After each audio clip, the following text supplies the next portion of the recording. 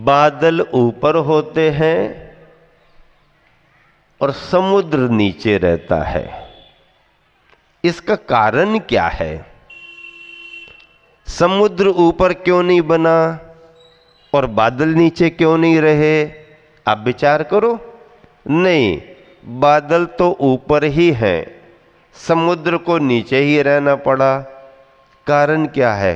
कारण ये है, समुद्र ने संग्रह करना सीखा है और उस संग्रह वृत्ति के कारण समुद्र नीचे ही रह गया।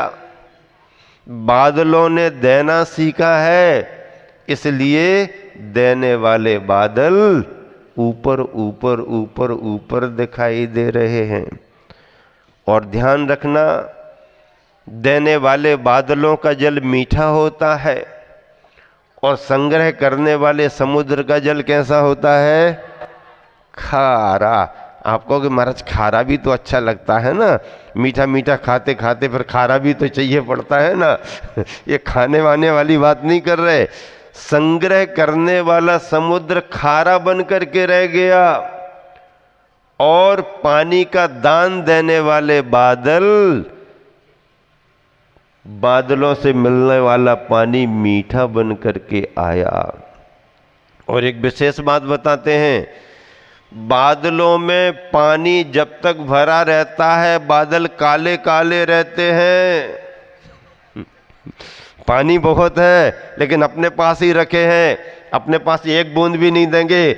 जब तक बादलों के पास पानी भरा रहता है बादलों की शकल सूरत काली काली रहती है, और जब बादल पानी को दे देते हैं दूसरों के लिए तो बादल उजले उजले दिखाई देने लगते हैं।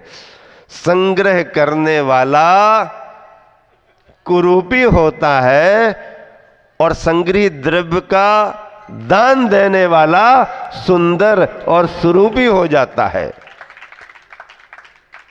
कितनी महिमा है। अगर त्यागी तपस्वी आदिनाथ भगवान को आज भी याद किया जा रहा है तो उनके आहार दाता को, राजा श्रेयांश को भी आज भी याद किया जा रहा है। जितना महत्व त्यागी तपस्वी का है, दान दातार का महत्व भी वैसा ही आंका जाता है। हाँ, हालांकि दातार कितना भी बड़ा क्यों ना हो, त्यागी से छोटा ही माना जाता है। राजा श्रेयांश का नाम कितना भी क्यों न लिया जाए, लेकिन उनकी प्रशंसा ही होगी, पूजा नहीं हो सकती है। पूजा तो त्यागी तपस्वी की ही होती है। इसलिए प्रतिमाएं भगवान की विराजमान होती हैं, दातारों की नहीं। दातारों के द्वारा भगवान की प्रतिमाएं विराजमान होती हैं, ये बात अलग है। नहीं, 24 तीर्थंकर भगवान के मंदिर बने हैं तो उनकी प्रतिमाओं के दातार की भी एक एक वेदी बनवा दो, दातार की भी एक एक प्रतिमा नहीं। दातार की प्रशंसा होती है, पूजा तो परमात्मा की ही होती है। इसी से इतिहास यहां तक चला आ रहा है। गाय घास खाती है और उसके बाद अगर वो दूध को ना निकाले तो गाय की स्थिति क्या बनती है? गाय अस्वस्थ होने लगती है, उसकी प्रतिकूलता बढ़ती है। गाय को घास खाना जितना जरूरी है, दूध का छोड़ देना भी उतना ही जरूरी है। पेड़ में पत्ते आते हैं, फल आते हैं, सुंदरता बढ़ती है, लेकिन उनका झड़ जाना भी उतना ही जरूरी है। आप भोजन करते हो, भोजन करना आपके लिए जितना जरूरी है, सुबह सुबह शुद्धि के लिए जाना भी आपके लिए उतना ही जरूरी है। जीवन जीने के लिए श्वास को ग्रहण करना जितना जरूरी है, तो अच्छे से जीवन जीने के लिए ग्रहण की गई श्वास को छोड़ देना भी जरूरी है। व्यक्ति संग्रह करता है तो संग्रह के साथ साथ विमोचन, और त्याग करना भी उसके लिए बहुत जरूरी है। इसलिए नीतिकार कहते हैं गौरवम प्राप्यते दानात् न तो वित्तस्य संचयात् स्थिति उच्चै पयोदानाम पयोधीनाम अध स्थिति ही। देने वाले बादल उच्चता को प्राप्त होते हैं और संग्रह वृत्ति करने वाला समुद्र हमें हमेशा अधा अधा नीचे नीचे ही स्थिति को प्राप्त होता है। 3-4 शब्दों की व्याख्या करते हैं। एक भिक्षा शब्द है, एक भेंट शब्द है, एक टैक्स शब्द है और एक दान शब्द है। भिक्षा, भेंट, टैक्स और दान। सुन रहे कि नहीं सुन रहे? क्या बोले? 4 शब्द हैं, भिक्षा, भेंट, टैक्स और दान। भिक्षा क्या कहलाती है? आ गया सवेरे से, दे दाता के नाम तुझको अल्लाह रखे। सुबह से हो गई शाम, कुछ मिला नहीं, मायरे कुछ तो दे दे। क्यों? तुमने हमारा ही घर देखा है क्या? है गांव में और कोई दूसरे घर नहीं है? रोज रोज यहीं आ जाते हो, और दूसरे घर क्यों नहीं जाते हो? और दूसरे मोहल्ले में जाओ। कहाँ से शुरुआत करते हैं देने वाला? क्यों? हमारे घर देखा तुमने? रोज रोज चले आते हो, हैं? कुछ काम नहीं करते हो? कुछ काम भी तो करना चाहिए। नहीं नहीं, हमसे जमता नहीं, ऐसा है वैसा है। वो थोड़ा गिड़गिड़ाता है। हाँ, फिर आगे, चलो आज ले जाओ, कल नहीं आना। क्या कह देते हैं? आज ले जाओ, कल नहीं आना। सुबह सुबह एक जगह पहुंचा और उसने कहा, अरे भूख लगी है, कुछ बन गया हो तो दे दो। अंदर से आवाज़ आई, अभी थोड़ा बनने में देरी है। तो उसने भी कह दिया, ठीक है कोई बात नहीं, अभी मैं जाता हूँ, बन जाए तो मिस कॉल दे देना। क्या कह दिया उसने? ठीक है, अभी नहीं बना तो कोई बात नहीं, बन जाने दो, बन जाए तो फिर हमारे को घंटी दे देना। अब बताओ, आजकल इतना स्टैंडर्ड बढ़ गया है मांगने वालों का भी। है वो मालकिन से कह रहा है, कोई बात नहीं, देरी हो गई हो जाने दो, जब तुम्हारा तैयार हो जाए आप हमको सूचित कर देना, हम आ जाएंगे। ऐसे ऐसे भी स्टैंडर्ड के भिखारी हो गए। भिक्षा में अनादर है। अगर कोई भिखारी मांगने आता है तो देने वाला दे देता है, लेकिन थोड़ा सा अनादर का भाव रखता है। स्नेह का भाव, करुणा का भाव, दया का भाव आ भी जाए तो आ जाता है, लेकिन थोड़ा अनादर जैसा ही, चलो फिर बार बार तुमको कुछ करना ही नहीं होता है, ऐसे घूमते फिरते रहते हो, ऐसे भाव आते ही हैं। भिक्षा में दिया तो जाता है, लेकिन अनादर जैसा भाव रहता है। भेंट क्या होती है? भेंट क्या होती है? भेंट तो भैया दे दो, कुछ अपना काम बन जाएगा। अधिकारी आया है, तेज तर्रार है, सुनता ही नहीं है, सेल टैक्स वाला है, इनकम टैक्स वाला है, कलेक्टर महोदय आए हैं, एसपी महोदय हैं, जरा तेज तर्रार हैं, काम कोई बिगड़ ना जाए, उलझन ना आ जाए, थोड़ा सा परिचय बना तो लो। होली दिवाली कोई भी डब्बा पैकेट अपने ले जा कर के ऑफिस में, क्यों आए आप? नहीं साहब कुछ नहीं, ऐसे ही थोड़ा सा मिलने जुलने के हिसाब से। क्या है ये? मुझे ज़रूरत नहीं है। नहीं साहब आपको ज़रूरत नहीं है, वो तो परिवार में बच्चों के लिए, आपके लिए क्या ज़रूरत है? अब वो समझ जाते हैं अंदर से कि क्या ज़रूरत है। ऐसा करके भेंट किसे दी जाती है? जिससे अपना कोई काम बनाना हो, किसी के पास अपनी कोई फाइल अटकी हो, ऐसा है वैसा है। गिफ्ट उसी को दी जाती है जिससे अपन को कोई लिफ्ट लेना हो, है ना? हाँ, इसमें क्या रहता है? इसमें स्वार्थ है। भिक्षा देने में अनादर रहता है, भेंट देने में कोई ना कोई अपना स्वार्थ रहता है। टैक्स क्या है? अरे भैया फिर से बिजली का बिल आ गया, पहला बिल तो दे नहीं पाए, दूसरी पर्ची और आ गई, नल का आ गया, बिजली का आ गया, इसका आ गया, उसका आ गया। अब बताओ टैक्स काय के भरे? बड़ी परेशानी है। और सरकार ने जीएसटी और लगा दी ऊपर से। बताओ जीएसटी का अर्थ क्या है? व्यापारी लोग व्यापार में समझेंगे। अपने गुरुजी आचार्य जी कहते हैं जीएसटी बहुत अच्छी है। क्यों? जीएसटी होना चाहिए गोमट सार, समय सार, तत्वाशु, GST पढ़ो ग्रंथ। जी से गोमट सार पढ़ो, S से समय सार पढ़ो, T से तत्वासूत्र पढ़ो। ये पढ़ लोगे तो सारी बातें समझ में आ जाएंगी। तुम्हारा धर्म का क्षेत्र अच्छा रहेगा तो GST और लगा दी। व्यक्ति टैक्स भरता है लेकिन मजबूरी में भरता है। हाँ, अगर कड़े कायदे कानून ना हो तो कोई भरना ही ना चाहे। और लोगों ने जिंदगी भर धंधे पानी किए लेकिन ईमानदारी से टैक्स दिया ही नहीं। सच्ची बात तो ये है व्यापारी की, जितना उसने कमाया है उसके अनुपात से उसने ईमानदारी के रास्ते से सरकार को कभी नहीं दिया।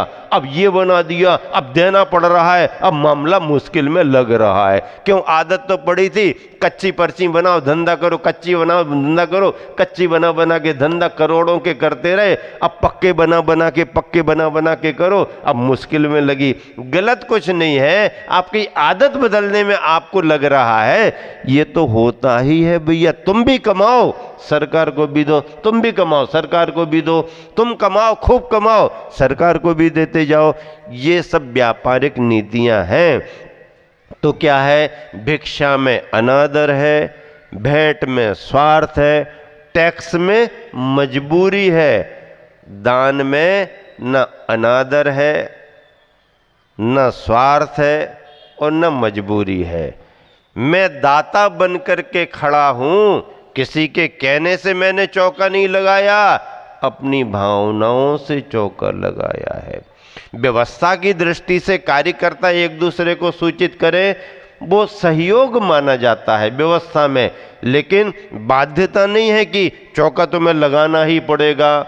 नहीं, हमारी भावना थी, परिवार का भाव है, हम पात्र का लाभ लेना चाहते हैं। मंदिर बनवाया, कोई मजबूरी में थोड़ी बनवाया। तुम इस गांव में रहते हो, अगर गांव में रहना है तो मंदिर बनवाना पड़ेगा, नहीं तो गांव से निकल जाओगे। ऐसा कोई कहता है क्या? नहीं, बेदी बनवाओ, तुमने ऐसा किया वैसा किया। नहीं, प्रेरणा कोई भी दे सकता है, लेकिन दान के लिए बाध्य नहीं करता है। दान बाध्य से नहीं होता है, दान तो अपने भावों की और प्रसन्नता से होता है।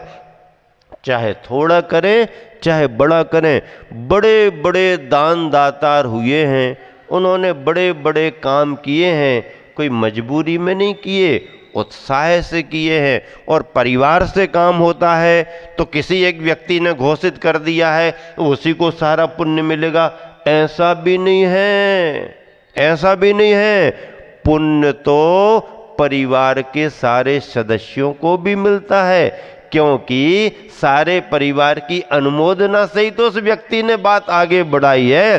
परिवारी सदस्यों ने उत्साह प्रकट किया, सबने कहा होना चाहिए, करना चाहिए, तो परिवार के प्रत्येक सदस्य को उस घोषित दान का पुण्यार्जन होता है और सभी उसके पुण्य के भागी होते हैं। करता एक है लेकिन पूरे परिवार के लिए उसका पुण्य मिलता है।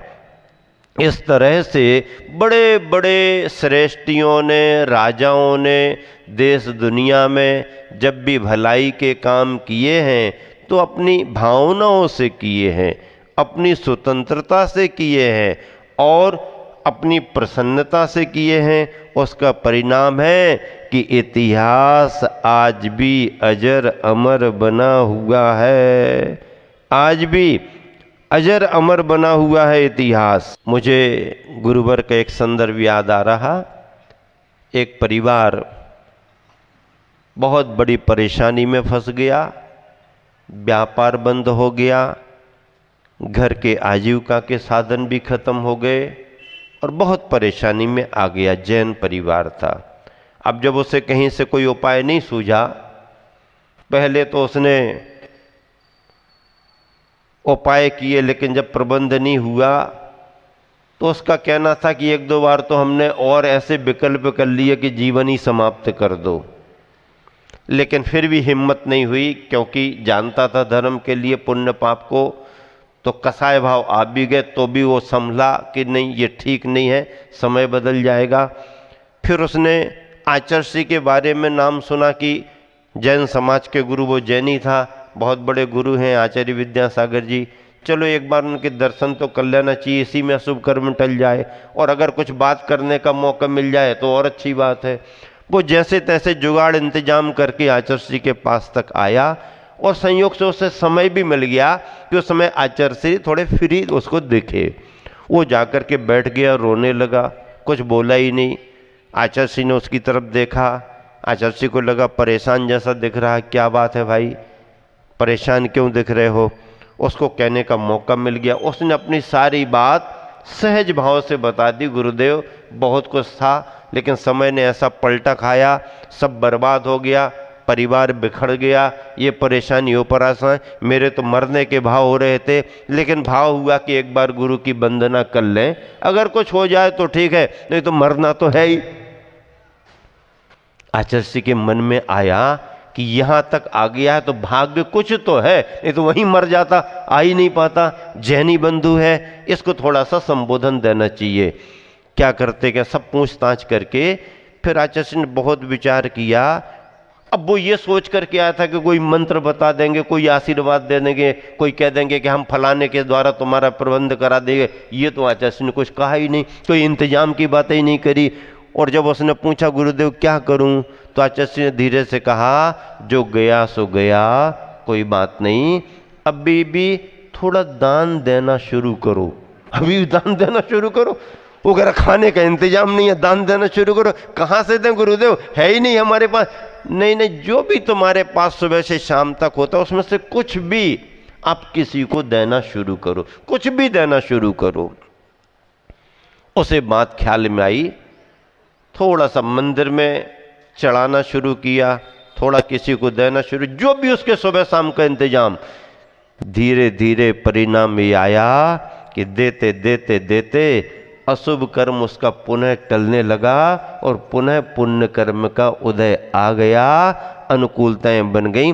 फिर वो आचार्य श्री के पास आया, सारी बात उसने बताई। बोले गुरुदेव उस समय आपने कहा था कुछ दो, मन में ऐसा आया कि मेरे पास तो कुछ ही नहीं और गुरुदेव कौन सा उल्टा रास्ता बता रहे, लेकिन उसने भी मुझे ऐसा संस्कार दिया कि देना देना देना देना देना निरंतर जारी रखा।